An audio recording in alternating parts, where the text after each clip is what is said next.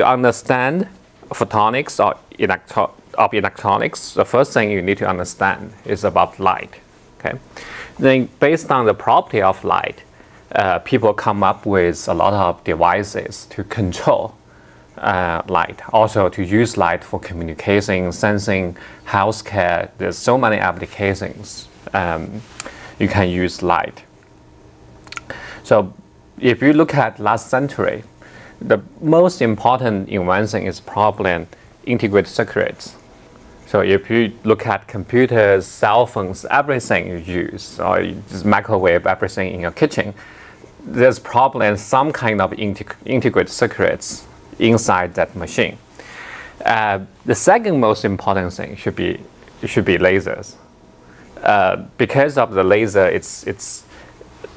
it makes long-haul communication possible. So now people can communicate across different countries, across the whole ocean, thanks to the development of light communication. And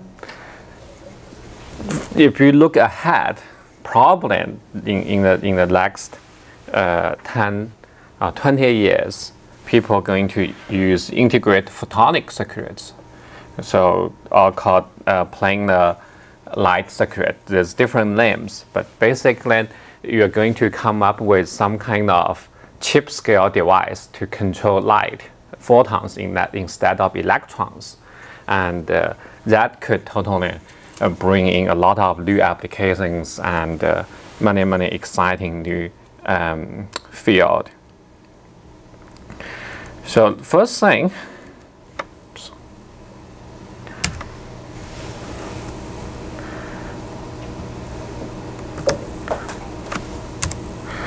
let's look at some definitions. So we heard the term optics, photonics of electronics. So what's the difference?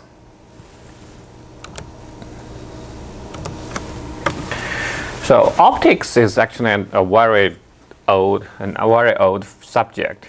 So it's about the generation, propagation of light. Usually if you talk about the word optics, people treat light as a beam.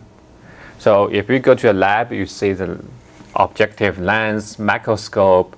Also, there's some software called ZMax. If you know how to use ZMax, usually that's a guarantee for a job because you can use that software to design very powerful optical system, and use that kind of system. You can use that for imaging, for medical imaging. Also, you can use that for a lot of industry sensing or design applications. So actually, before the invention of lasers, people pretty much finished all the study about optics.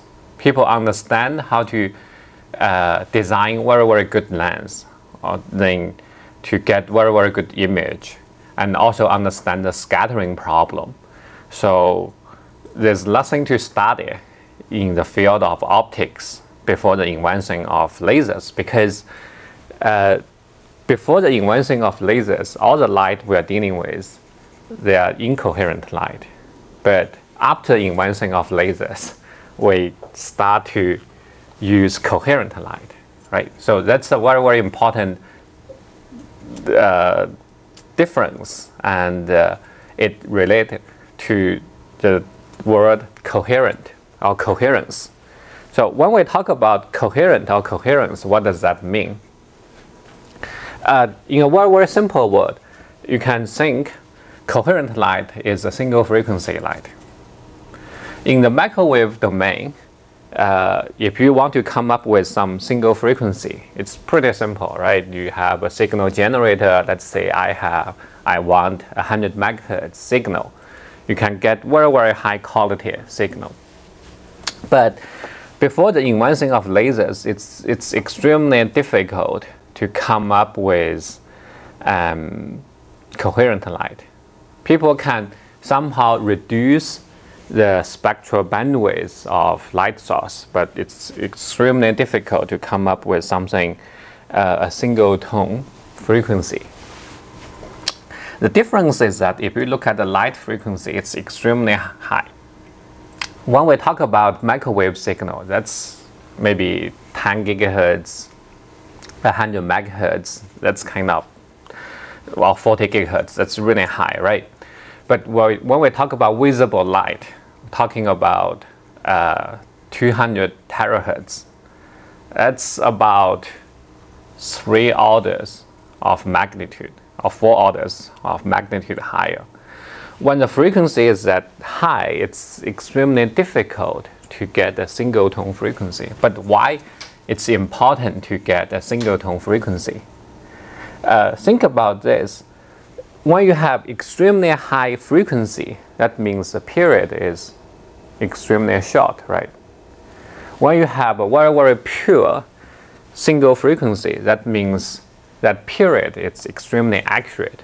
If it's not a single frequency, that means that period will shift a little bit, you know, smaller or bigger, depends on the spectral bandwidth of your signal. If you have extremely high quality single frequency at that kind of with 200 terahertz, that means you can have an extremely good definition of a small time window. So if you think about metrology, if you want to determine the distance of this, then the accuracy depends on your ruler, right? You need a ruler to determine the length of any object. So that's the first thing you do, you need a ruler. So in the time domain, if you want to determine, say, a particular time span, that also means you need some kind of ruler, right?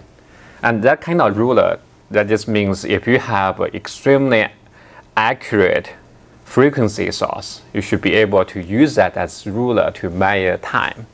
So that's why if you have a single frequency tone, high with extremely high frequency signal, then there's potentially a lot of applications there for fundamental physics or a lot of metrology applications. Later on, when we talk about the optical communication, you will also find out if you have a single frequency light, it also helps to improve the communication quality for sensing applications. That will also provide a very good tool for improve the sensitivity and etc. So the second thing I listed here, it's called fabrication of low loss fibers. That's because when you have, just before the invention of optical fibers, people propagate light in free space.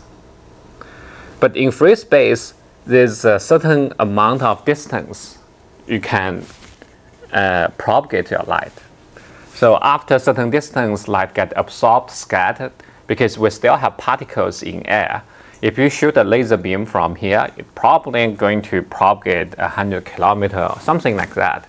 There's no way you can propagate that light signal from here, say, to France or to China. But thanks to the invention of optical fibers, that's possible now. So what is optical fiber? Think about a water tube. If you can have a tube extremely long and connect this tube from here to, say, Europe, then you can propagate water from here to Europe, right? That's possible. So if you look at that tube, you could have a plastic cladding or something, and it's hollow in the middle. So the way it confines water, that's because the outside and the inside, they are composed of different materials. In order to confine light, so you need some kind of tube. But here you don't use, say, a solid as outside cladding and a gas like air, right? Like as a water tube as inside. So to confine light, you have to use different property of materials we call refractive index. So if you have two kind of materials, one has a high refractive index, another has a lower refractive index, then light can be confined in the material with high refractive index. So if you look at the optical fiber, you can think it's a tube. It has a core, has a cladding. The core has a high refractive index. The cladding has a lower refractive index. And with that kind of structure, you can confine light. So that's pretty amazing, right? It's not really difficult to make a tube like that, but it's extremely difficult to make it extremely low loss. So how low the loss is going to be? So currently the loss is about 0.2, 0.1 dB per kilometer. That means even if you propagate 100 kilometers, the decay is only about 20 dB. So if you use another amplifier after 100 kilometers, then you can keep propagate your light signal. And with the fabrication of no loss optical fiber, that directly leads to long haul light communication. That's basically the backbone of the internet today. So if you use a Facebook or a Twitter, or you just watch a YouTube video, all you do is just click a computer or everything. But all the signal is transmitted through optical fiber at some point. So we can claim without the invention of low loss optical fibers, there will be no internet today, right? People like wireless applications, but all the data you have that cannot be solely processed wirelessly because just you don't have the kind of bandwidth to handle that huge amount of data. So in order to have a high speed, high bandwidth, at some point you have to use optical fiber as a backbone for that kind of huge amount of data stream. So the third major development is called development of semiconductor device. So why is that important? Originally, when people developed laser, it's this big. So if you have a semiconductor optical device, then the laser becomes this big, right? So if you want to put a laser inside a computer, if you have something this big, that's impossible, right? You don't want a computer like this big. So you only want to keep your laptop and computer as its original size. That just means you have to have some kind of optical device with very, very small dimensions. Actually, the development of semiconductor device makes that possible. So sometimes people don't realize how important for scientists to reduce the size of some device. If you look at the old days, the computers will be the size of this room just because every transistor inside that computer is pretty big. Then later on, people developed integrated circuits to integrate so many transistors on a small chip.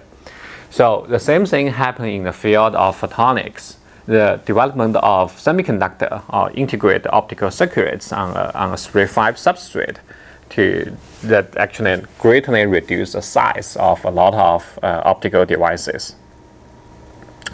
So because of this three kind of major development or inventions, there's a new disciplines has emerged and new terms describing them has come into use. One thing is called electro-optics. So if you look at a lot of graduate programs in the country, they actually called electro-optics. So this term is generally reserved for optical device in which electrical effects play a role. So you need to use electronics to control the property of light. So because for some optics applications, you don't deal with electronics at all. You just design lens. You control the propagation of your light signal, or you control the beam, the imaging. But if you talk about the generation of light or detection of light, a lot of times you have to introduce electronics because it's extremely useful to convert electrons into photons or convert photons into electrons, because people have developed a lot of circuits to play with electrons.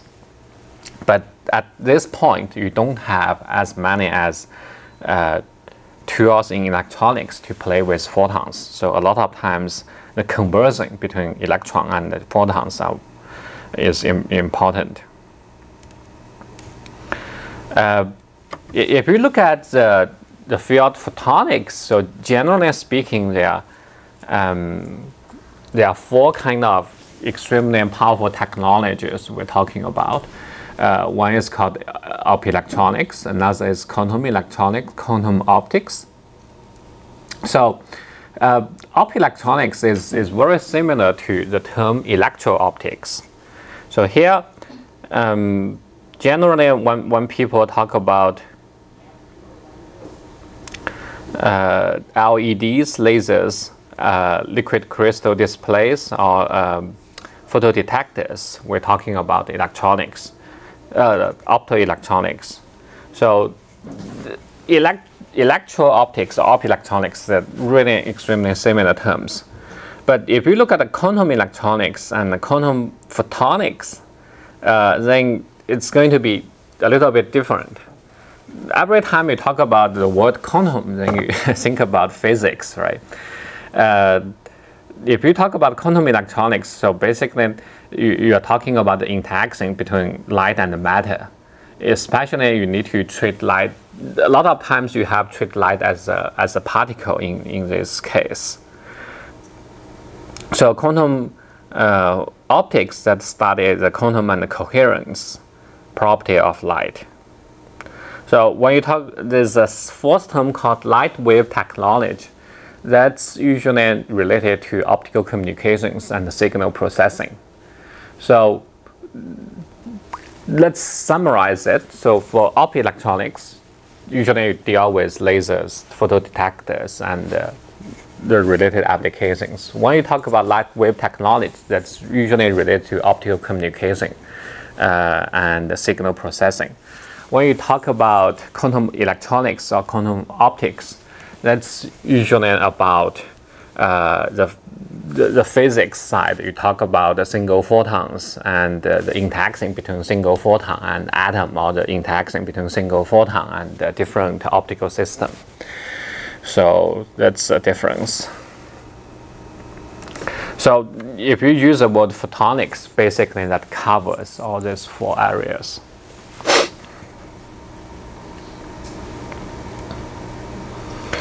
So let's compare electronics and photonics to give you a better idea. For any field we want to study, you start with atoms, right? Because everything consists of atoms. So you start with atoms. If you arrange those atoms in a certain periodic fashion, then you could have crystal, right? It doesn't have to be crystal. Say for sometimes it could be a glass, right? But let's say we play with crystal because it has very important property for electronics and photonics. So you start with atoms and the crystals. Then if you look at electronic side, then you have p-n junctions, diodes, and transistors, right? You use different, for example, for p-n junction, you just use certain kind of material. Then you have a p-doping, n-doping, doped with different dopants. Then you have a p-type or n-type semiconductor. Then you put them together, you could have a p-n junction. Then you also could have a diode, you could have a transistor. Then those are kind of basic elements. Using those elements, you create integrated circuits, right? From integrated circuits, you go to processors, memories, and those chips or a CPU. Then you build computer and network. That's the whole set of electronics. So you can do research in any stage. Some people are looking at the material to make better transistors, right? Even people use new technology, use graphene, use carbon nanotube to build new type of transistors. So at this stage, you can design very, very good p-n junctions or transistors to create high-speed integrated circuit. And you also can use those integrated circuits as a toolkit to design better processors or memories. Say, from here to here, the Intel, they are doing a lot of work to keep improving the performance of CPU. That's kind of the heart of your laptop or any computer. Then you have different type of computers. You use those computers to create those network. So at any stage, there's a lot of research you can do. If you look at the photonics, so we follow the same trend. You also deal with atoms and crystals. Then you use that to create devices. So here you're going to have waveguides, modulators, detectors, lasers, those type of things. That's basic elements. If you put those basic elements together, you're going to have those photonic integrated circuit. So for photonic integrated circuit, you're going to have a lot of devices, elements integrate together, and you can process light signal instead of electrical signal. Then you put those photonic integrated circuit together, you're going to have those commercial product called multiplexers, transmitters, switches. Then you use all those components, all kind of commercial product, you create this optical fiber network, right? So this is kind of the follow of photonics. But this is for one particular type of application.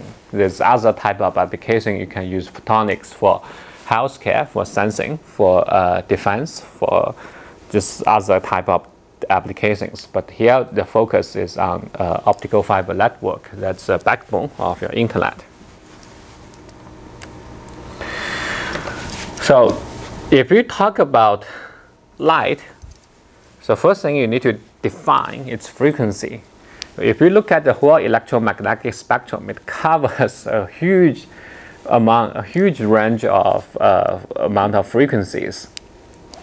So here we list the wavelengths, the size of wavelengths. So here from 1 kilometer to kind of a picometer, a nanometer and picometer. So that's size of one wavelength. So based on the wavelengths and the frequency, we define radio waves, microwaves, infrared light, visible light, UV light, X-ray, hard X-ray, and gamma rays. Usually, for us, when we study optoelectronics, we're working here. We deal with infrared, visible, and UV. This side is usually for electromagnetics people or electronics people. And this side is more for physics. So if you look at photonics program in the electrical engineering department, we are here, right?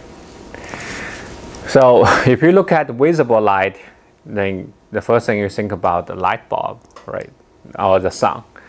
If you look at the UV light, the sun has UV light, and the infrared, actually, infrared, that's a thermal light. So when you talk about the heat, it's actually the wavelengths. It's in the infrared. So that's a lot of interesting applications, right? Because human body has certain temperature. At certain temperature, you're going to emit heat wave outside. So based on that heat wave, you can detect the existence of a human being inside your building if you can detect that light emission or infrared emission from a human body. So using that technology, you should be able to see through a building and find out a human being inside that building.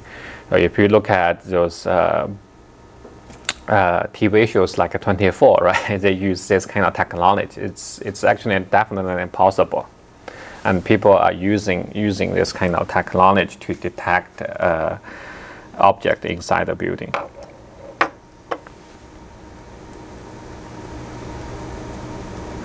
So in order to say if I want to, I think photonics or optoelectronics is interesting, and I want to study this object. So what kind of material you know or you should be familiar with. So at the college level, you probably need electromagnetics. So you understand Maxwell equations. You know how to solve light propagation problems in a certain medium. Also, you need to learn the quantum physics or quantum mechanics. So you understand the Schrödinger equation. You know how to treat a particle inside the potential well. And you understand some kind of basic quantum properties of light. So that's kind of some basics you need to know. And for the mathematics thing, that's probably common for a lot of disciplines, but I just list here.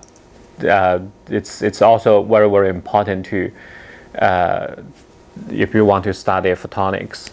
So you need to be able to solve differential equations, right? Like this is how to deal with differential equations, and you need to know how to deal with matrix. So a lot of times, if you look at optics, especially periodic structures in optics, you need to use transform matrix method to solve those kind of problems, and the Fourier transform. So for any electrical engineer, or if you want to study the device, or you want to deal with some signal in frequency domain and time domain, you have to understand the Fourier transform. A lot of times for people in college, they treat Fourier transform just as a simple mathematical tool. But later on, if you learn optics and other type of topics, you find out there's also very, very interesting physics behind that to relate a particular frequency to a particular time domain signal. So those are kind of basic mathematics you have to understand. So if you look at electromagnetics, so things you should learn is, so what is Maxwell equations, and what's the definition of plane waves and how they propagate in free space. So for quantum physics, you understand Schrödinger equations, different energy levels, the transition between those energy levels, and what's the selection rules, and a little bit of device physics will also help. So if you understand, say, if you have a semiconductor, we talk about the band structure, the Fermi level, density of states. So what are those concepts? If you know that, it's going to extremely helpful if you want to learn semiconductor optical electronics, semiconductor optical device. So those topics mean usually they should be covered in the electrical engineering curriculum if you are interested in the physics side of electrical engineering. So why we want to study photonics, or generally why photonics is important today? The first thing we can claim is that underlies all telecommunications, all the phone calls, cable TV, internet, the backbone is supported by photonics. Because of this telecommunication capability that's impact the functioning of a society, right? 20 years ago, there's no internet. People, there's no smartphone, there's no internet. People communicate using very, very different ways. They send mails that take fax, that takes a really long time, and you cannot transmit a lot of information, and you cannot just find a friend through your smartphone. So it's very different today. There's also many other applications for sensing, spectroscopy, metrology, also healthcare. You can use photonics. So let's look at this particular example of light communication. So why we use light for communication? So first thing is you can deal with extremely large data capability. So if you look at one satellite, you only support about 2,000 phone calls. For optical fiber, we are talking about the number is going to be much, much bigger. Then if you bundle them together, then we talk about, so here is 2,000, then here we talk about millions, right? So from 1,000 to 1 million, so you do the math. So why you need optical fiber cable to deal with data, right? Especially nowadays, people use videos, those kind of high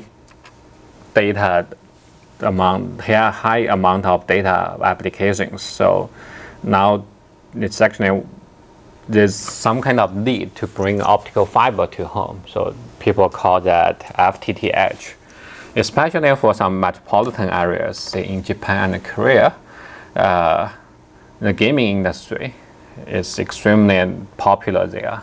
The FTTH is actually, last time I look at the statistics, 20% of people, they have optical fiber to their home to support those extremely high speed internet. They have easily have, so the internet you guys have maybe just 10 meg per second, right?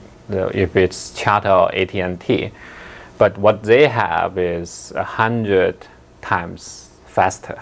We talk about the 1 gig per bit. That's because if you have those high population density, then it's kind of very cheap. It's cheaper to have this FTTH technology. But that someday, I'm pretty sure that's going to be very, very popular here also. Also, if you look at the quality of communication, it's very clear.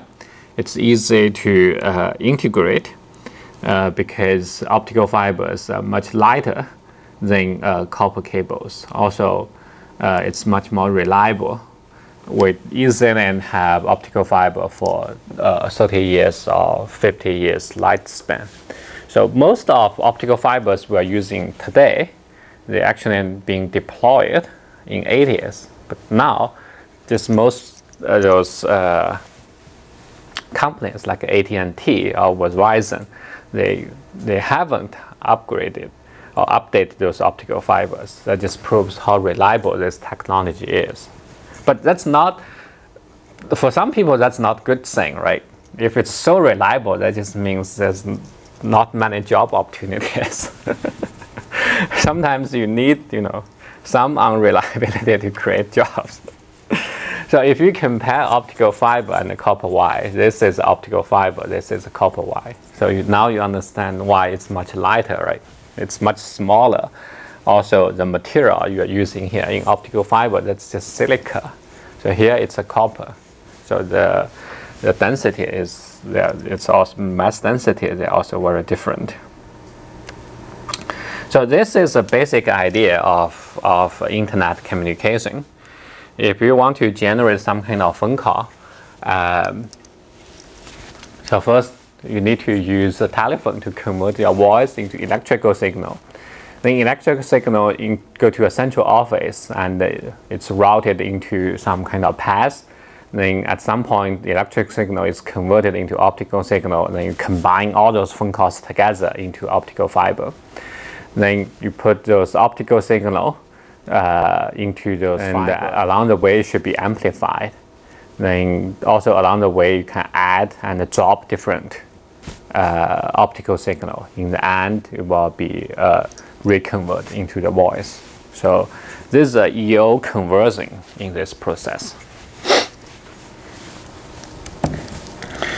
So if you look at a basic photonic device, so that will be passive photonic device. We talk about 3 types of things here: waveguides, couplers, and gratings. So the simplest waveguides is optical fiber.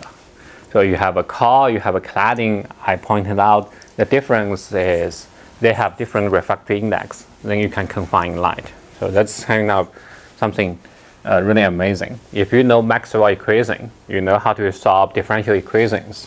Then based on the material properties, you should be able to find out how light distribute inside this. So that's why Maxwell equations and differential equations are very important. Right, for this jacket, it just means provide a support function, right? You need a hand to hold it. You don't want to touch the cladding, right? Because you don't want to make it dirty, then that will cause light scattering or absorption. people also make planar waveguides. That just means for optical fiber, it's just like a cable like this. But sometimes, a lot of times, people want to process light signal on a small chip, like integrated circuits. People want to have integrated photonic circuits. So they create those waveguides on a very, very small chip, say on a silicon wafer. So then they need to use those standard photolithography, those type of things, to create waveguides on a small chip. Right? We're not going into any details. So basically, that's some processing tools, people to create those type of waveguides on a small chip. So this is actually a waveguide. This is a core. It has high refractive index, and this is a cladding area.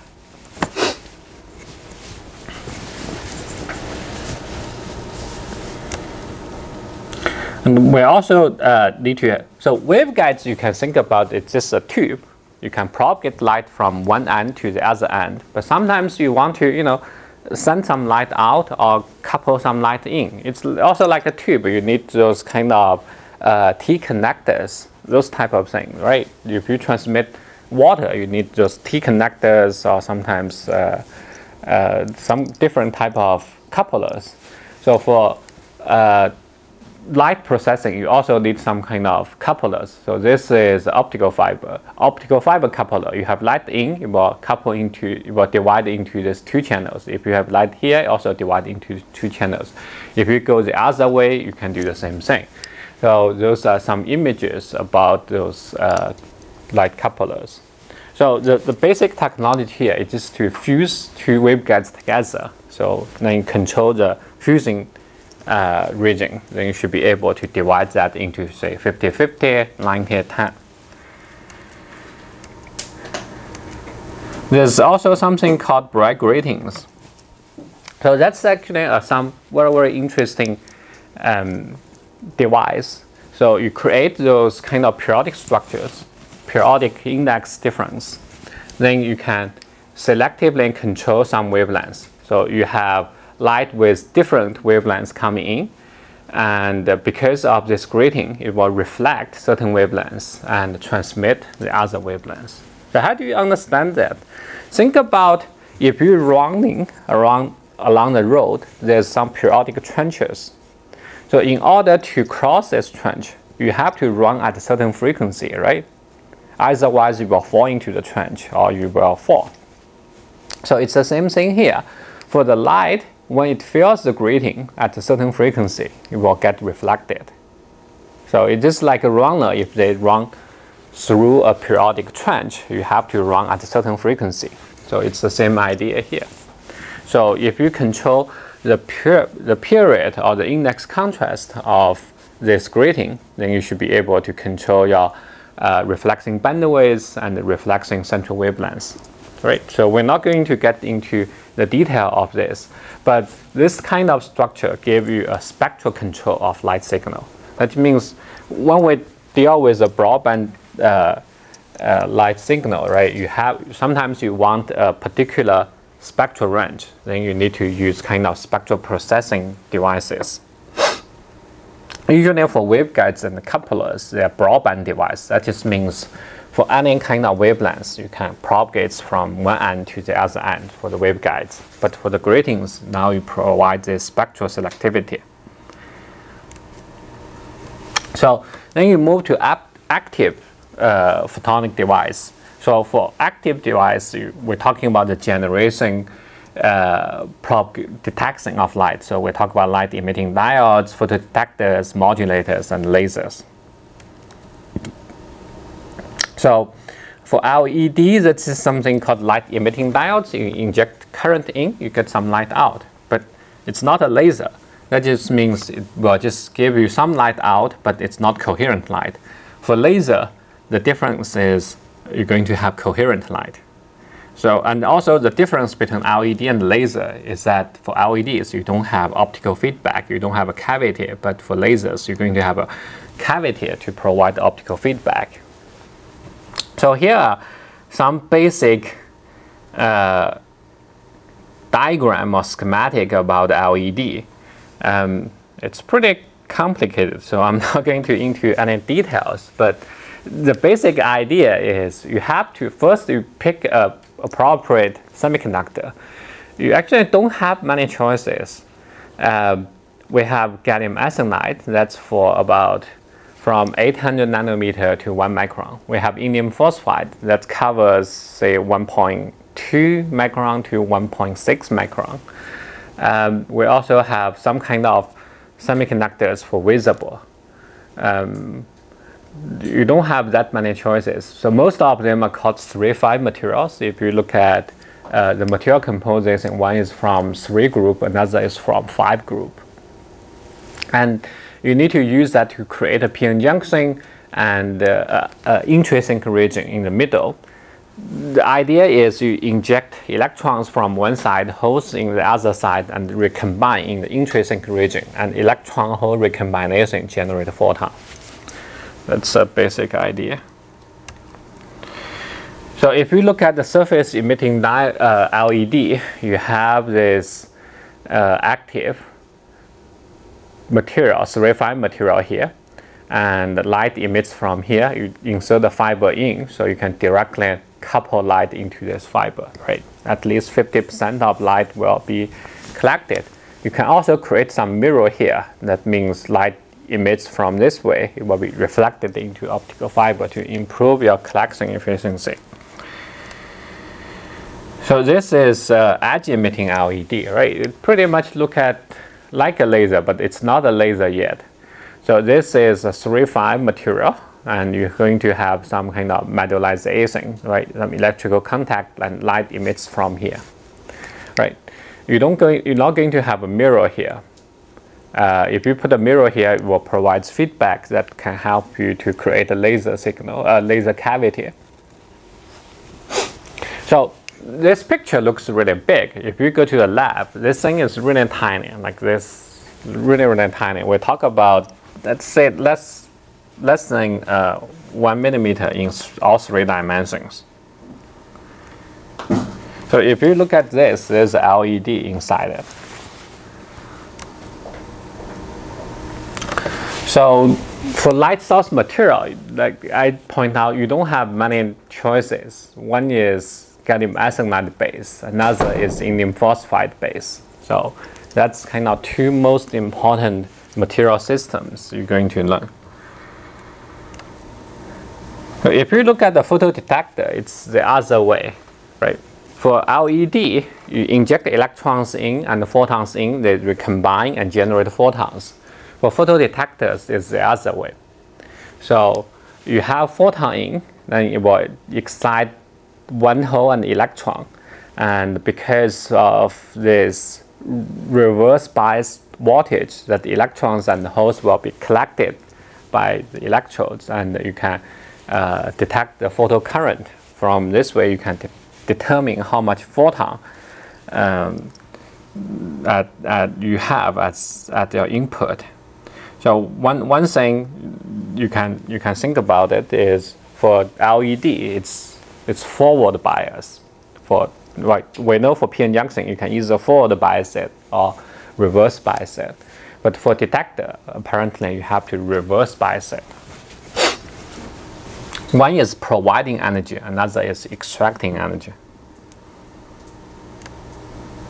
We also have optical modulators, right?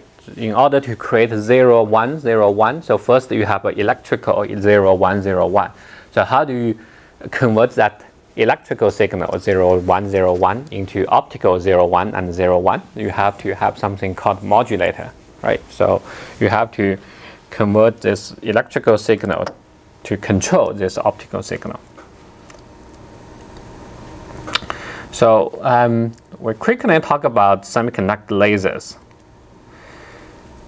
So if you just generally look at lasers, the original proposal in 1957, Charles Tang, who is actually a graduate from Furman University, not far away from here. We also have a Charles Tang laboratory in Clemson, just at ComSat, if you notice that. That's original proposal. The first demonstration is by Ted Mayman. That's a ruby laser. It's in a pulse regime. And then people demonstrate the first gas laser and the first semiconductor laser. And this is probably the signature development. People have this room temperature hydrojunction laser. It leads to Nobel Prize in 2000. So that's kind of interesting, right? This guy invented the first laser, but he didn't win any prize. Sometimes it happens.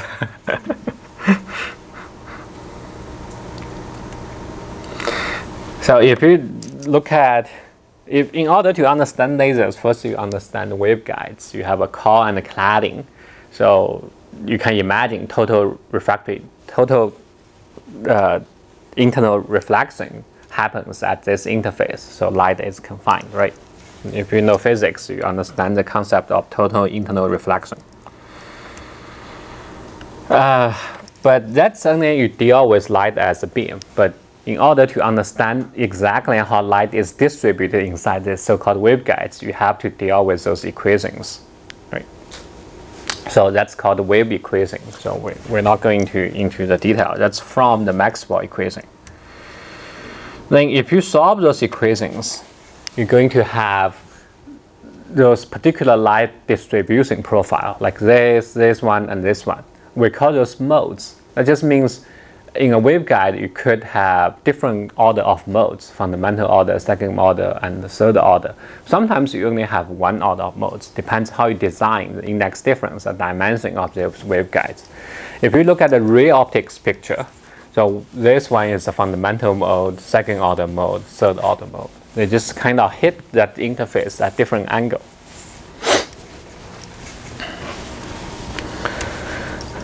So in order to have a laser, you need to, so first the waveguide support a waveguide mode. Then you need some kind of gain. That means you need a semiconductor material through electron and the whole combination have that gain. If we talk about semiconductor laser, you also could have some other method to have the gain. Also, you need a feedback. This is called a mirror. So in order to have a single frequency laser, then you need to integrate the grating. Remember, for the grating, that's a spectral selective component. So if you remove the mirror, but instead use the grating, that means the feedback can only be provided by certain frequency. So that's how you have a single frequency laser. For a single frequency laser, this kind of structure called DFB laser. Don't overlook this DFB laser. We talk about billions of dollars market each year being sold just for a simple DFB laser. That's because for every telecommunication application, you need a DFB laser. So probably someday you're going to have a DFB laser, something like that inside the computer. If at some point this interconnect speed inside the computer is not high enough to support that huge amount of data processing capability of the CPU.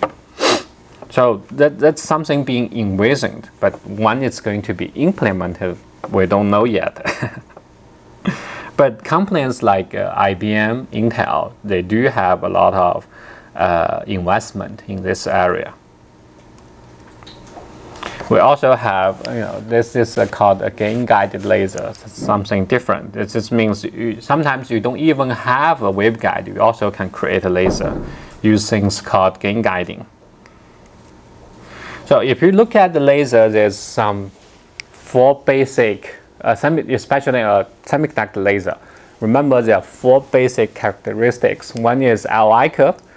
So depending on how much current you inject in, how much optical power you get out, at some point you see this kind of slope dramatically change from here to here.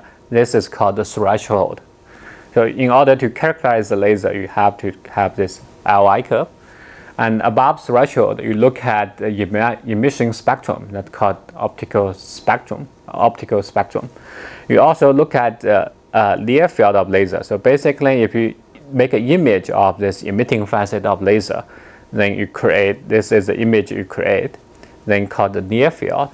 If you put a camera or you have a detector array to detect the light emission at far away distance, then we call it far field. So you have Li curve spectrum, near field, far field. That's the 4 basic characteristic to describe a laser.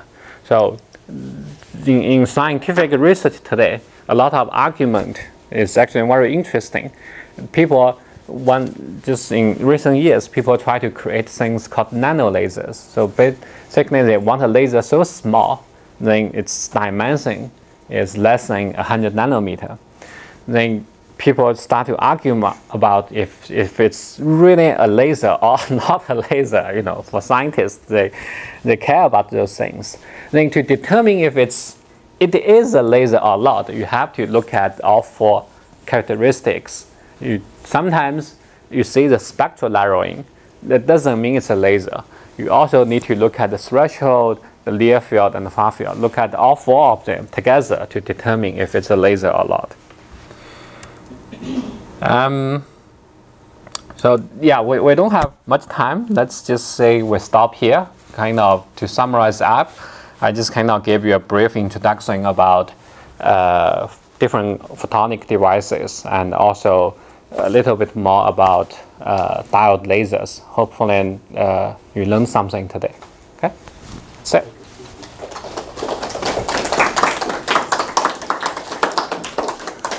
Yeah. We certainly have time for questions.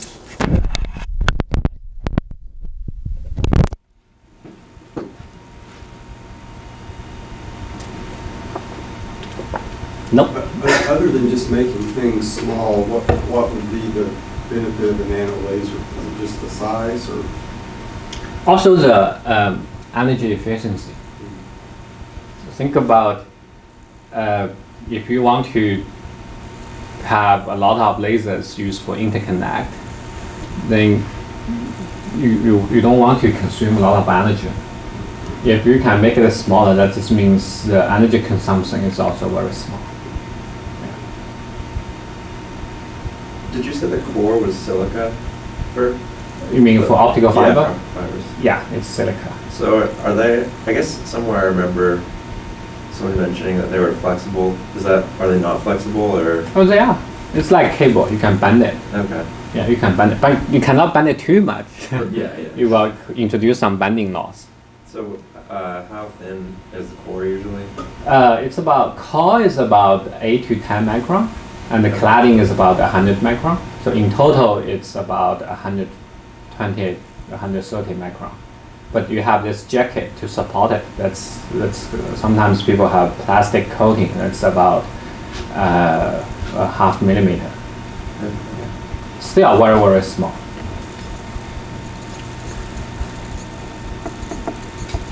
Nope. Okay, we're ready for lunch. Yeah, thanks guys.